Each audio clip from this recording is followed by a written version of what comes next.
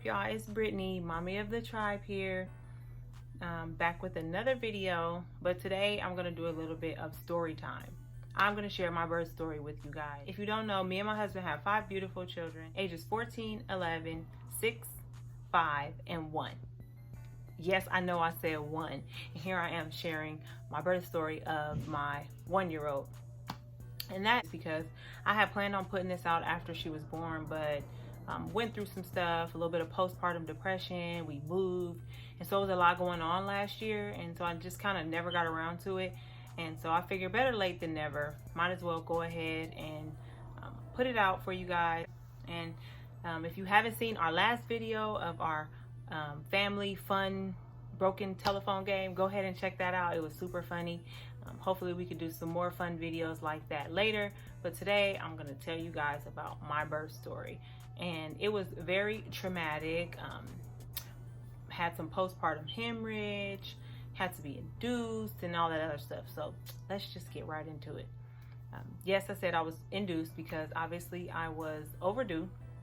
My first time being overdue. All my other children, they came on their own. So this time I had to be induced. She was 5 days overdue and I was scheduled to be induced that night. Get to the hospital and they say, okay, wait right here, we're gonna check you in. So we're waiting. Can y'all please just hurry and bring me to my labor room so we can get this started? But the charge nurse comes out and she's like, oh, I don't think we're gonna be able to do the induction. We have a lot of critical cases going on right now, so we might have to just reschedule you.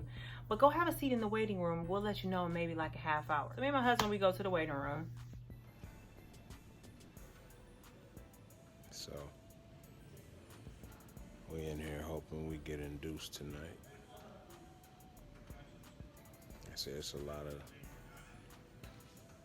critical cases.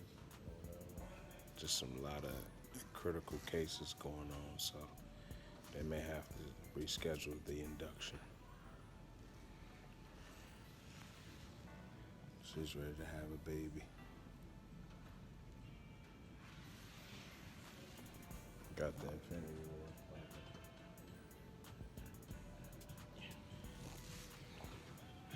They ain't gonna cancel this. We don't get induced tonight. Watch, God got us. So yeah, she then comes back out and she's like, no, we won't be able to induce you tonight, but we can give you a non-stress test. And I didn't want no non-stress test. And so I'm just like, nope, I'll go home. Like, I'm ready to go. I just want to go home and go to sleep and wake up tomorrow. Hopefully I'll be in labor or something. But my husband talked me into staying and getting a non-stress test. And maybe hopefully they would keep me. But leaving the non-stress test, they didn't give me a new induction date. They didn't tell me like when, you know, I'd be put back on the schedule. They just said come back on Sunday for another non-stress test, and then maybe they'll be able to schedule the induction then. And so I had no end date in sight, and I was frustrated. I was over it. Anybody that know what it's like to be overdue, like, it feel like every day is a whole nother week. And I'm a little person and my stomach was humongous. And here's a picture of what I looked like before I gave birth.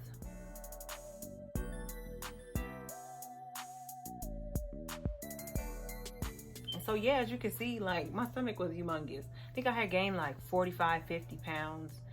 And yeah, I was done. I was just like, oh, I just want my baby to come out. So go home, go to sleep. Wake up the next morning with contractions. I had been contracted on and off, but nothing was like consistent. And so they were like every 7 minutes. And so I'm like, okay, well, let me go walk. So I go walk for a little while and they keep coming. And so I just was like, well, maybe if I just call them and tell them something, I don't know. Tell them I have a contraction. Maybe they'll have me come in. Maybe I've dilated more than 2 centimeters, which is what I was at for like 2 weeks. So I call and they're like, oh, okay, well, which number baby is this? And I'm like, it's my 5th baby. They're like, oh, okay, why don't you just come on in, because 5th babies, it can go kind of fast. So I was like, yeah, okay, cool, got the green light. So I wake my husband up. I'm like, come on, let's go. We just hoping that they'll just say, yes, come on, we'll go ahead and just induce you today. Maybe things have calmed down in the labor ward, I don't know. But we get there. We get checked into triage.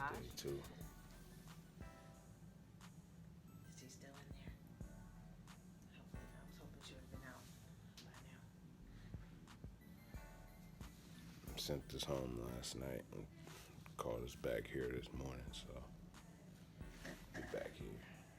She'll hear a mess of stuff.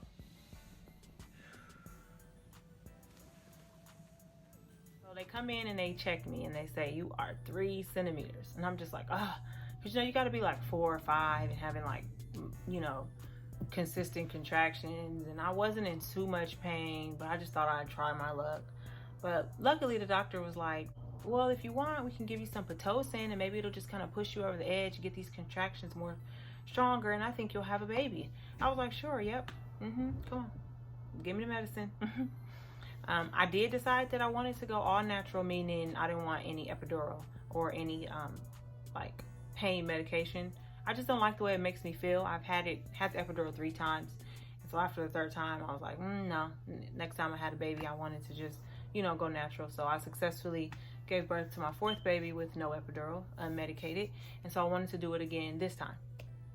And so finally get me in the labor room. It's like maybe 9 a.m. Check me in, start me on the Pitocin, and they tell me, why don't you get up, walk around, try to get things moving. So that's what I did.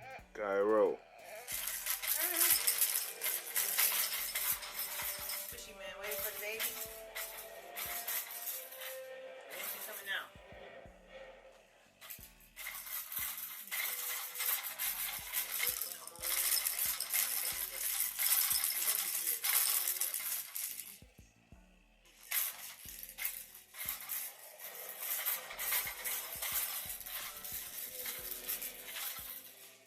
I walked the halls, I bounced on the ball.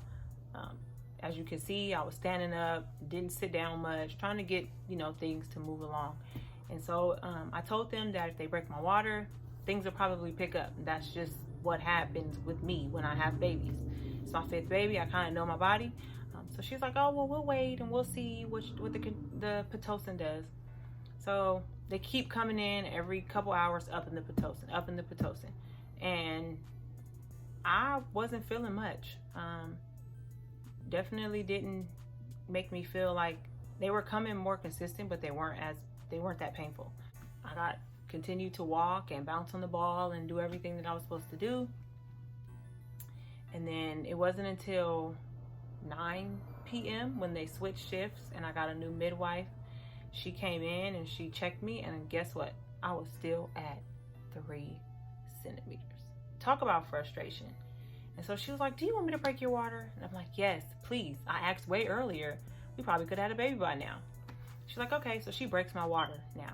They told me in prenatal care that I had a lot of fluid, which probably was why my stomach was so big. But I wasn't expecting it to be that much. And so it was a lot of fluid being released after she broke my water.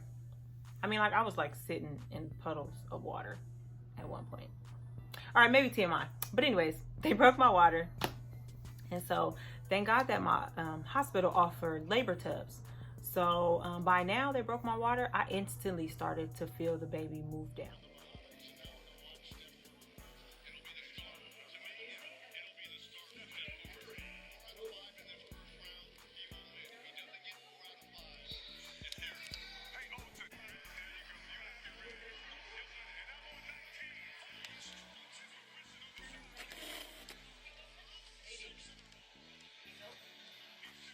Instantly began to feel her move down, and those contractions got stronger. And I said, okay, you know what, let me get in this water. It worked with my 4th baby, so I was like, well, I'm gonna do it again this time. So got in the water, my husband put on some worship music, and I just kind of relaxed and worked my way through those contractions.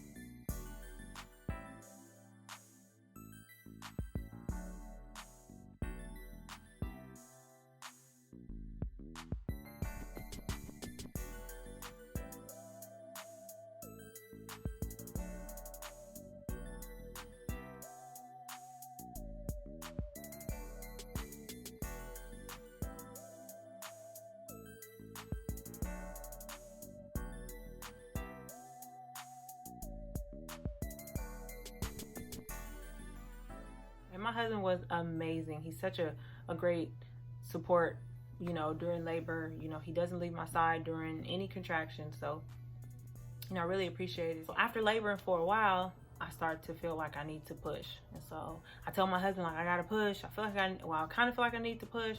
So he runs out and he gets the midwife and the nurses. They come in and she checks me while I'm still in the water. And she's like, honey, I need you to get out of the tub. And I'm just like, I can't move. I can't move. By this time, I'm like, not like screaming in pain, but, you know, definitely there to where it's like, okay, this is very painful. And so I got out of the tub. I had no clothes on whatsoever. Everyone seen everything. So I get over to the bed and I'm thinking, okay, 1 or 2 pushes, she's just gonna slide right out. Like, you know, as easy as it was with my fourth, like that was a super easy delivery. 2 pushes, she was out. Nope. I don't know if it was because she was maybe a couple ounces bigger, or I don't know if maybe I should have waited and let her just kind of move down a little bit before I pushed. But I had to push a good, like, I don't know, 6 or 7 times compared to the other time, which that's not a lot, but you know, I just wasn't expecting that. I thought that it was gonna be over fast. But what I was doing was I would push and then I would get scared and then I'd stop pushing, so she'd go back in. I was running from the pain. And so finally, when I decided that I wasn't gonna run from the pain no more, I'm done screaming at my husband. I'm like, whose idea was this? I pushed her out.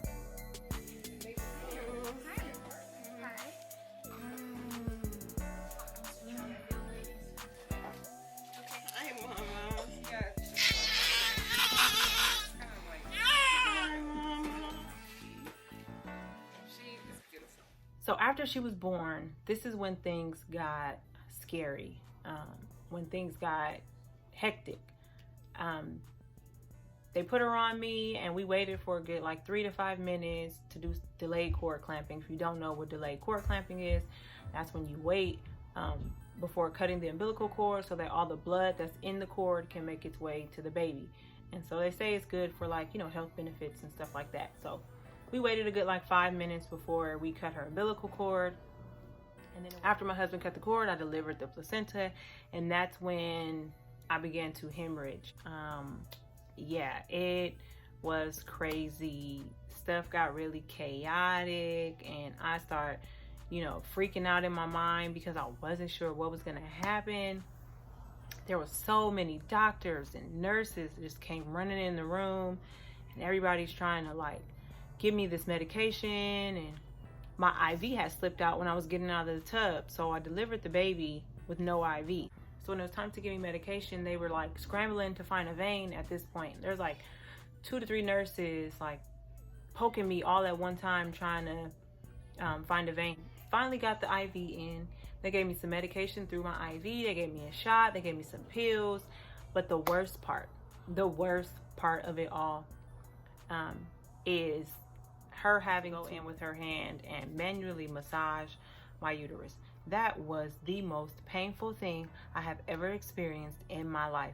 Almost equivalent to pushing the baby out. Like, she had one hand in, one hand on top, and she was just like pushing down so hard. I was screaming at the top of my lungs for her to stop. I remember like trying to grab her hand and like push it off of me.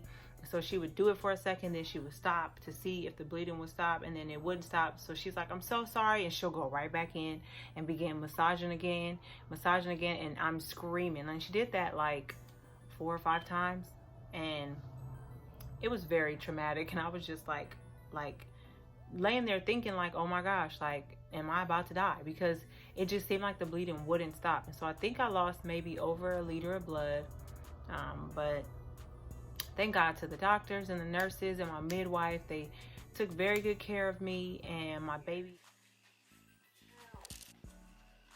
Whatever, I just eat something.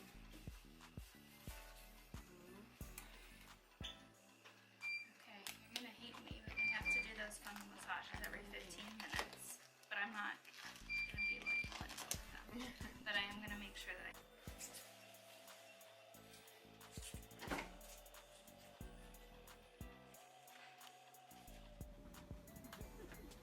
Hey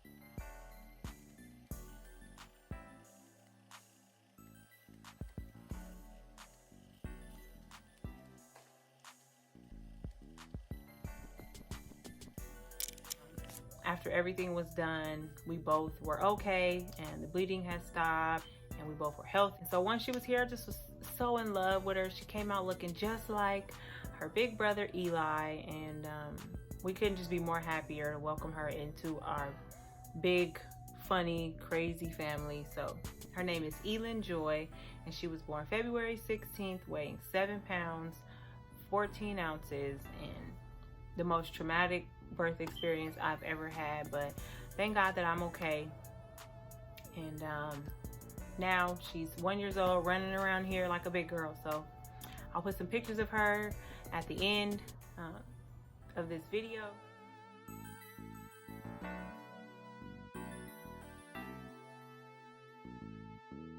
Thank you for watching. If you have any questions, leave those in the comments.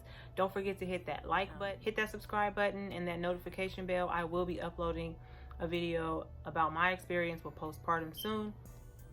So thanks for watching, and I'll see you next time. Bye.